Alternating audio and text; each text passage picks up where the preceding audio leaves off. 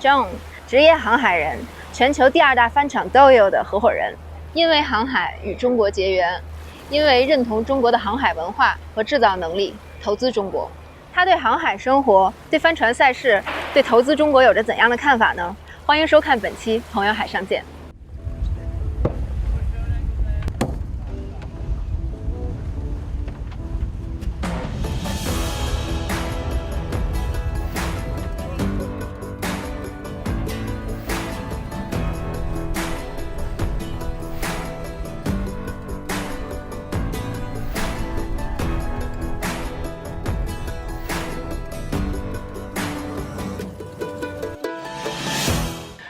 What's your idea and feeling about the building a factory in China? Once we got it up and running and started to work, Yeah. we said we should have done it 10 years earlier. It was a good decision at the time. Decision, huh? It hurt a bit in Sydney. There was a bit of pain to go forward. But, Yeah. and a lot of people have tried to get us to move to Vietnam and places like that Yeah. because they say it'll be cheaper. Mm-hmm.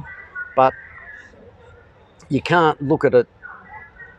You've got to look at it as a whole. Yeah. In the early days, we had a lot of problems dealing with customs and stuff here. Now we've got it all sorted. Mm-hmm. And Vietnam dealing with importing and exporting Yeah. is probably where China was 10 or 15 years ago.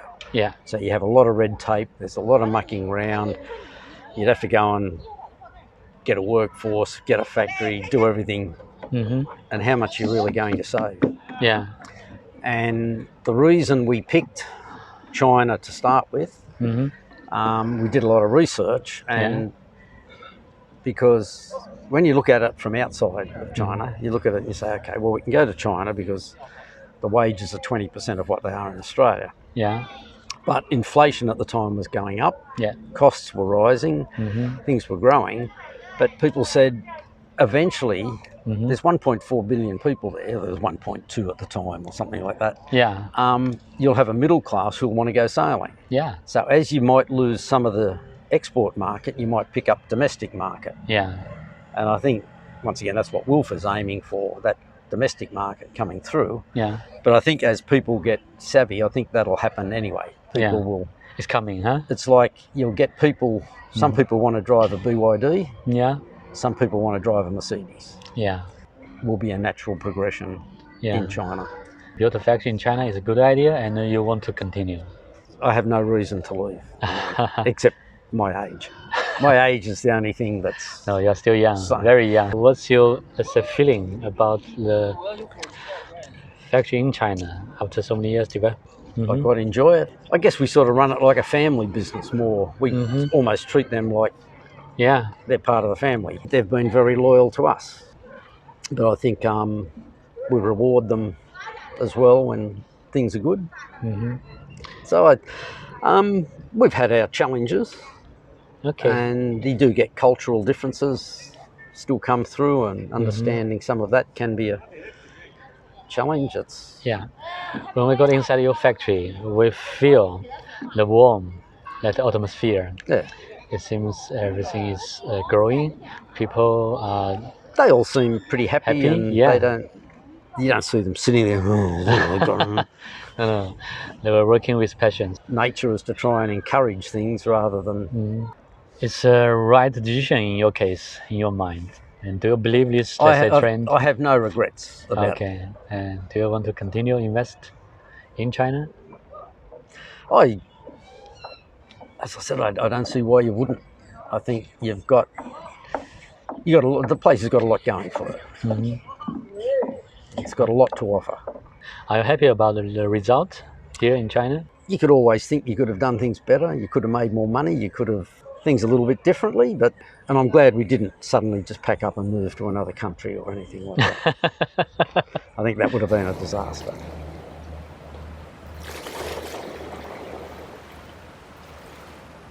When was the first time you did the regatta of Sydney to Hobart? Probably before you were born. For sure.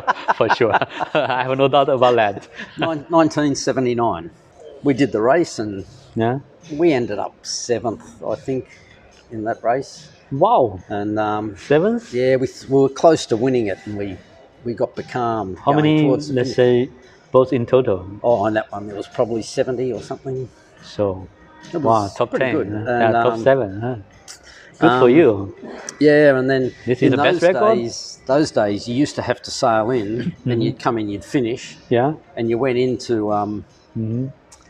an opening about this wide, Yeah. and you went into what they call Constitution Dock. Yeah. And so the little bridge, they would open it up, let the yachts go through. Ah, yeah. And we went in at about 2 o'clock in the morning, and there was about 1,000 people there all cheering all the boats and clapping you, and you think, oh, Fantastic. I feel like a rock star here. I've actually done something. Yeah. You're a hero. Yeah, and it was that feeling of actually doing something that I always wanted to do was pretty good. I did about 3 on a boat called Sailors with Disabilities, where we had 14 crew, and probably 9 of them had disabilities. Wow. Some couldn't hear. Yeah, exactly. One guy was 95% blind. Another guy had no legs. That's amazing. We were sort of training them, and I was the second in charge on the boat. And this is a very special, setup.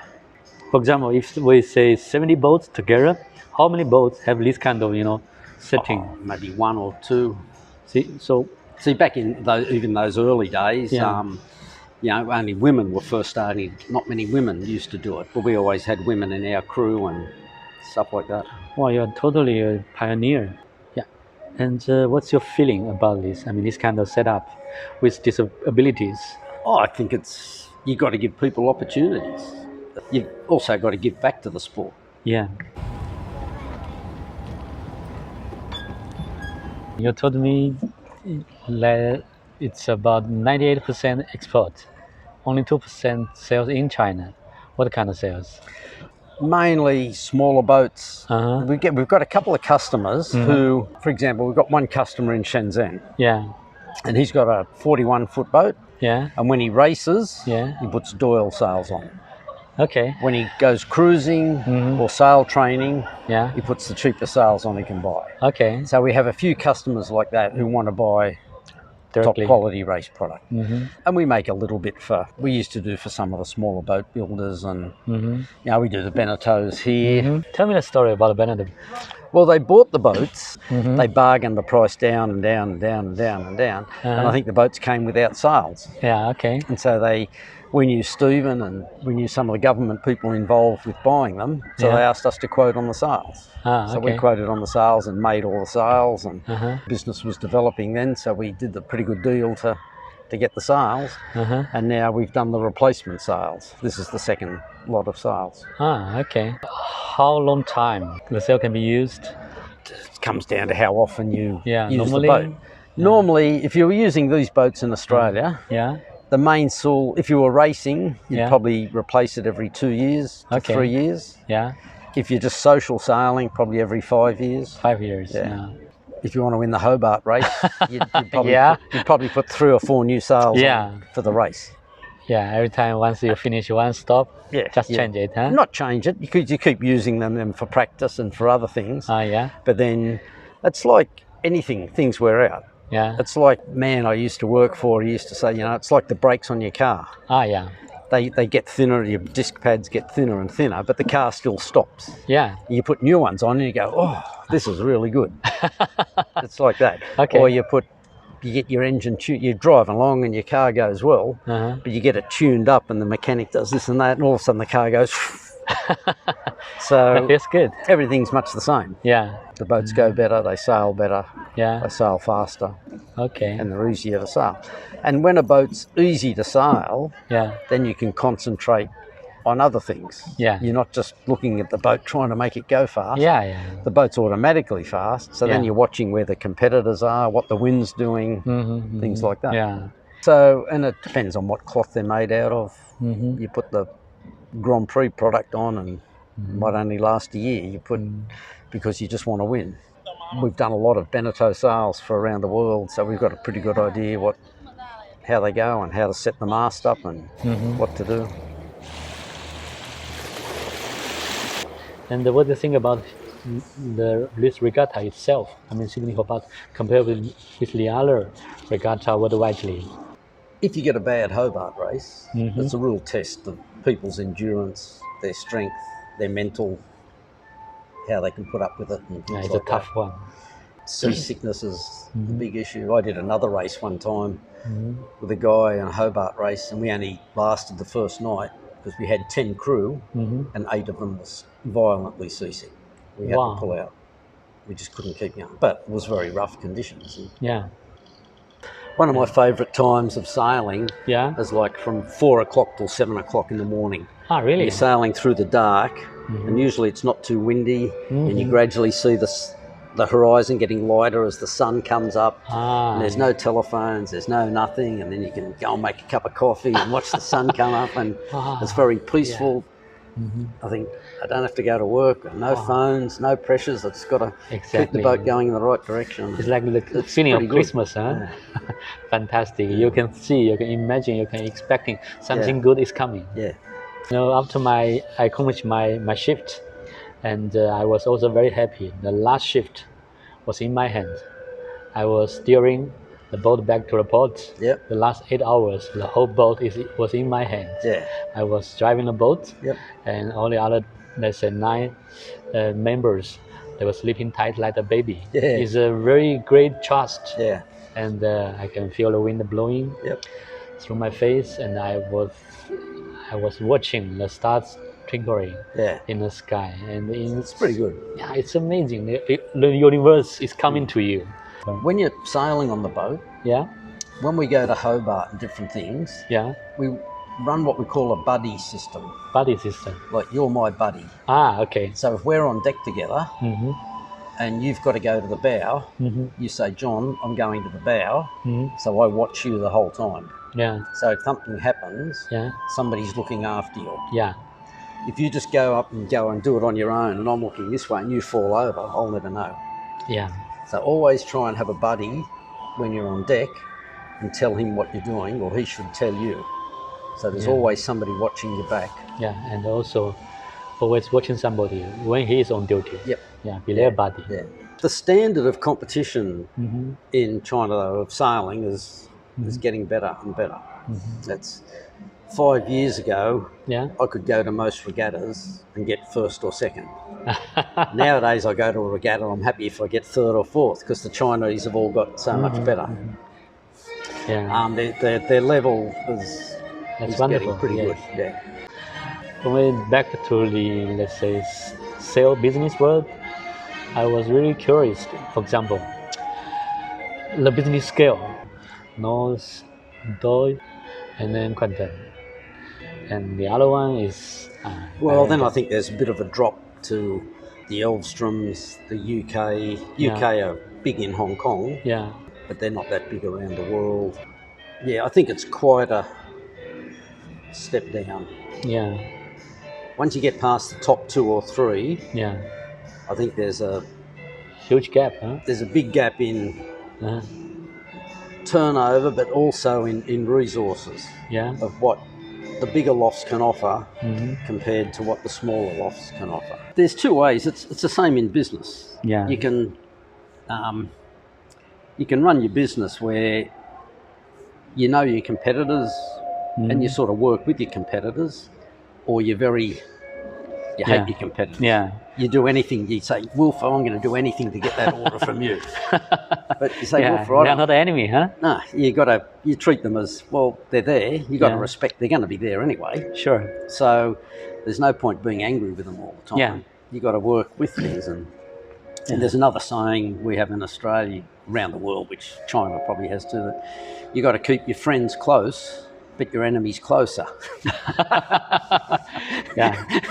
In Australia, I used to give talks at yacht clubs, and we talk about sales, how sales work, and all that stuff. But I always used to do one on sailing management and how you manage a boat. And a lot of the time, it comes down to much the same as how you run your business. You make sure it's prepared. You make sure you got all the right equipment. You make sure you got all the right stuff. And it's the same when you go sailing. You make sure you got the right sails. You've checked everything. Nothing can break. There's nothing can go wrong. And you know your opposition, and you pick where you want to go on the race course. Sure. I mean, the whole industry or the whole business is step by step growing. More and more people start knowing and loving sailing. The demand become bigger and bigger. I think it will, but the demand is growing in slightly different areas to what it was when I was growing up, and I think that's society has changed a bit. To give you an example, when I started sailing, I sailed a 10-foot boat, 8-foot boat, and a 10-foot boat, and a 14-foot boat, 16. Then I went to 25-foot yachts, 30-foot yachts, 40-foot yachts, 50-foot yachts, 60-foot yachts. These days, people come along and say, oh, that sailing looks really good, so they go for a sail, and they go and buy themselves a 30 or 40-foot yacht. So the traditional bit of learning this and working your way up, now people just go, oh, I'll buy that and go sailing. And the latest thing now is that doing that, but buying a catamaran or a trimaran. The multi-hull market is growing like this. The monohull market's probably growing like that. So single hull boats is going there. 2 or 3 hull boats is going like that. I see. I think people once they get established, have more disposable income. So I think that's the future's going to be in that sort of area for the next 5-10 years. Okay. And for example, is there a trend that the production is going to Asia, let's say? Production of boats is going to centralised operations, a bit like sail making has, and all the biggest boat builders now are in Europe. You've got Beneteau, Bavaria, X-Yachts, Elan, Lagoon, they're all over there. We used to have boat builders, but we don't have the market to support it. No. And a lot of the Europeans were brought up that they would buy a boat, like they'd buy a car, use it for 2 or 3 years, and then buy the next one up. And then do that. So then somebody coming in would buy this one, and there was always this. And Europe became the place to build boats. Also, Beneteau became so big. It's the biggest, huh? But the French government subsidises them a reasonable amount, from what I understand. I think they get subsidised by the French government because they employ so many people. For example, Lagoon also belongs to Beneteau Group, right? Lagoon. Yeah. And then Beneteau bought Juno. They bought some other ones, and they do a good job of building boats. They're not the world's best boats, but they do a good job of building a production boat. And the Chinese manufacturers, some of them build quite good boats.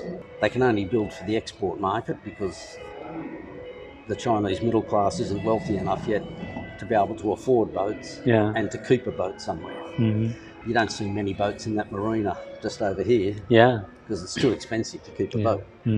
So there's that side of it as well. They build a boat to how they think it should be built, not to how the rest of the world think it should be built. So there's some of the boat builders need to mature a little bit in what they offer as a boat. Okay. So the most critical thing actually is common sense. Yeah, exactly. And that's the golden rule. Fantastic. If you think before you do it, usually you're halfway to doing it right.